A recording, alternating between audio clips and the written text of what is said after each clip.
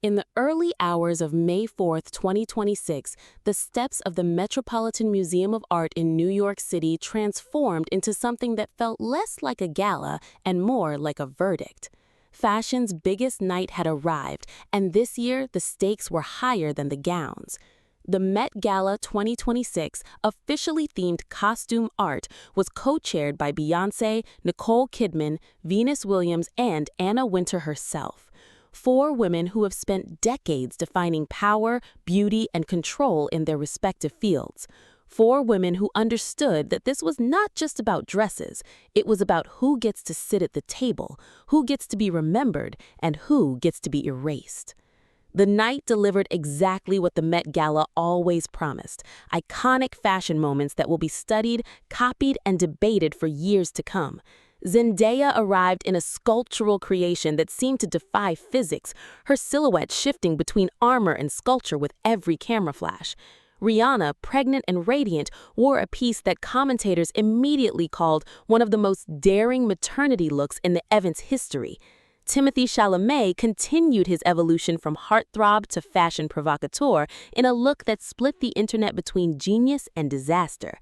Bad Bunny, never one to play it safe, arrived in something that looks like it had been pulled from a museum archive and then set on fire in the best way possible. But beneath the sequins and the flashbulbs, something darker was happening. The costume art theme that was meant to celebrate the intersection of fashion and theatrical design became a lens through which the entire industry was being judged, and the judgment was brutal. Within hours of the event's conclusion, reports began circulating that two celebrities had been officially banned from ever returning to the Met Gala. The names were not immediately released, but the speculation was instant and vicious. Social media detectives began to comb through every red carpet photo, every awkward interaction, every outfit that missed the mark. Was it someone who showed up underdressed? Someone who caused a scene inside? Or was it something deeper, something that spoke to the growing tension between the old guard of Hollywood and the new generation of stars who refused to play by the rules? The banning itself was not unprecedented. The Met Gala has always been Anna Wintour's kingdom, and she has never been shy about exiling those who displease her. In previous years, celebrities have found themselves quietly removed from invitation lists after everything from public feuds to fashion disasters to political statements that Anna Wintour deemed inappropriate for her carefully curated evening. But the idea that two people were banned simultaneously and that the news leaked so quickly suggested something different this time. It suggested that the Met Gala was in crisis, that the institution was fighting to maintain control over an event that has grown so large, so scrutinized, so culturally significant that it can no longer be contained by one woman's vision.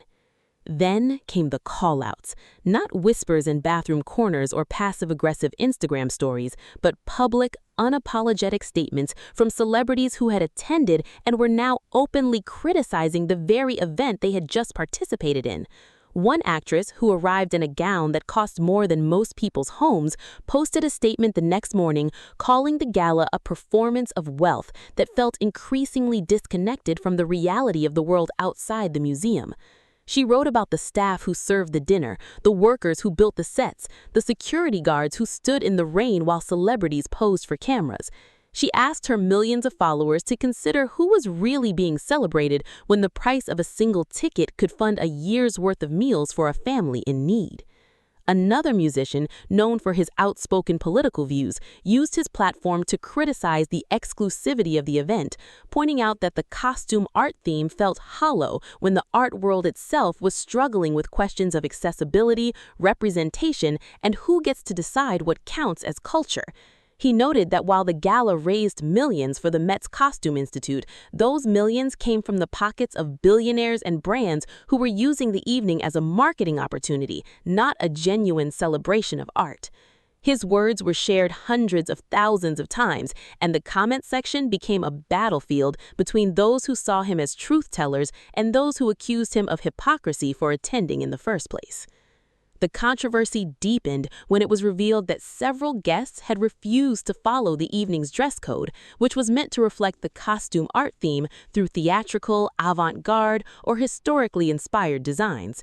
Some arrived in minimalist looks that could have been worn to any dinner party. Others ignored the theme entirely in favor of traditional evening wear. The fashion community, which treats the Met Gala as their Super Bowl, was divided between those who believed the theme should be respected as a creative challenge and those who argued that personal expression should always come before arbitrary rules. The debate spilled from fashion blogs to mainstream news outlets, with everyone from designers to historians to TikTok commentators weighing in on whether the Met Gala had lost its way. What made this year different from previous controversies was the sense that the institution itself was being questioned, not just individual choices. The Met Gala has always been exclusive. It has always been expensive. It has always been a place where the powerful gather to celebrate themselves under the guise of celebrating art.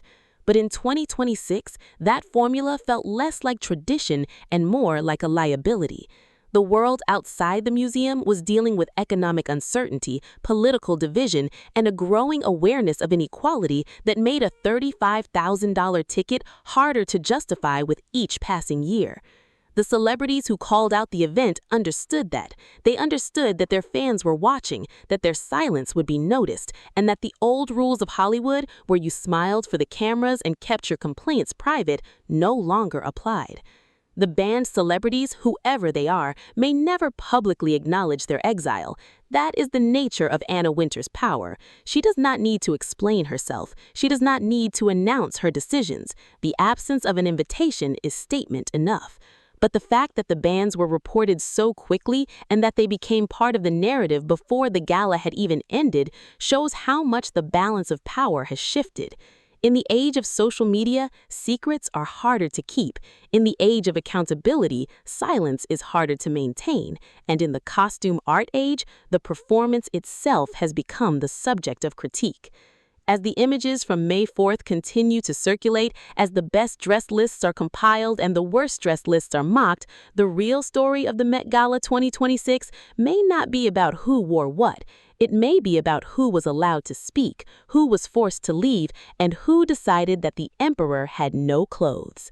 The Metropolitan Museum of Art stands unchanged, its steps waiting for next year's crowd. But the kingdom inside is cracking, and Anna Wintour's throne has never looked more precarious.